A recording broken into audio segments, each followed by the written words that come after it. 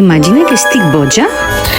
Sí, és veritat que vaig tindre un accident fa anys i que em vaig colpejar al cap, però vaig estar en observació mèdica durant 3 mesos i estar en dansa em va ajudar a continuar amb la meva rutina. Paraules inventades. Saps què vol dir estar en dansa? Estar en dansa és estar ocupada, estar en plena activitat. Comportament inadequat, agressiu, desinhibit. En ma casa no s'involucra ningú i a voltes sembla una autèntica pallassa Què que fa faig? equilibris per gestionar tots els aspectes de ma vida. Moviments agitats o repetitius.